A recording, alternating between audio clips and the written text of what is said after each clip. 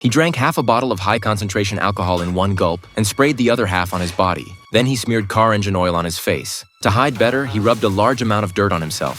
Finally, he found a sharp steel needle and without hesitation stabbed his own nose. At this time, Jimmy was being pursued by the police. He hoped to disguise himself as a vagrant this way to deceive the police's eyes. When discovered by the police, Jimmy deliberately acted very frightened and even wet his pants in fear. The smell of urine mixed with alcohol made the police very disgusted, thinking he was just an inconspicuous drunk vagrant, so they stopped bothering him. In this way, Jimmy successfully escaped from the police-filled scrapyard with his superb acting and disguise. At the same time, Police Chief Lisa also found Jimmy's car in the scrapyard, but all fingerprints and skin tissue on the car had been destroyed by Jimmy, leaving only an empty alcohol bottle on the ground. Only then did they realize that the vagrant they had let go might be the mastermind of the bank robbery, but it was too late to catch up. Although Jimmy escaped this time, he would soon have big trouble, because when he first entered the scrapyard, the guard there had seen his real appearance. Learning all this, the police immediately brought in the guard, hoping he could draw the criminal's approximate appearance on the computer. Fortunately, before robbing the bank, Jimmy had already had the team's hacker expert infiltrate the police station's communication system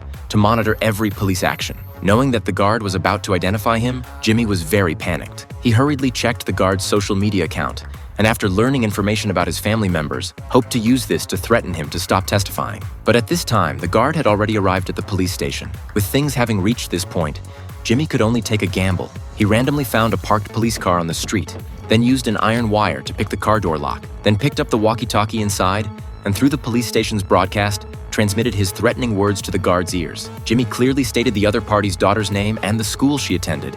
If the drawn portrait resembled him in the slightest, he would never see his daughter again. The guard was terrified and hurriedly removed the already assembled portrait of Jimmy. The police who realized what was happening wanted to stop him, but it was already too late.